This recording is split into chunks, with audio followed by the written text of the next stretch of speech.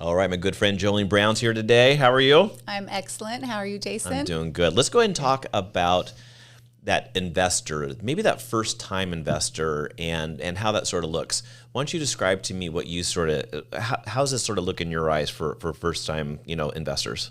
Well, I think one of the best ways for someone to get into investing is somebody who is already a homeowner and they're thinking about investing, but they don't see how they can possibly do that because maybe they don't have the extra cash sitting around. Right.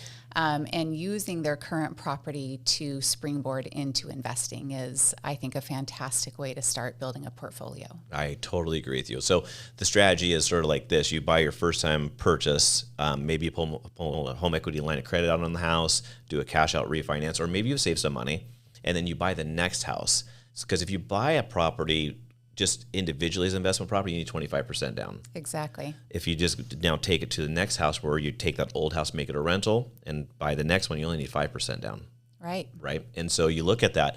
Now, I'm assuming you and I have the same philosophy. We're encouraging them to move on to each property maybe every couple of years. I would say every 2 years, 2 to 3 years. Right. Get your property, stay in it. If you can, get a property that you can do some fix-up to, so you're building some sweat equity. Correct. You can have a higher rent on that when you move, so that hopefully you are cash flowing or cash positive. Yeah.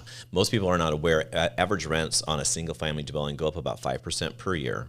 And when you really look at those numbers in the long term, it is absolutely crazy. Same thing as what you're doing too is you're leveraging that real estate. So let's say you have a $500,000 house.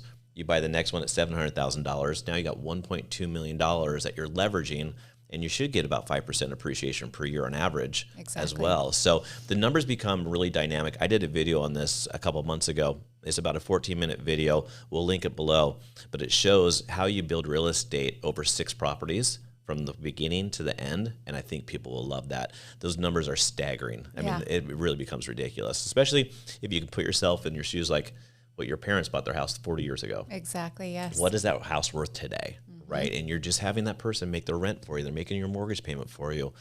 That's the best thing to do. Yeah. It is. And then you look for properties, too, that maybe have 2 dwellings. Now that we're in Seattle and we have all these ADU options, you can look for a property where you can find something like that, live in one of them yourself, and then rent the other out and have it predominantly being paid for. That's 100% good point.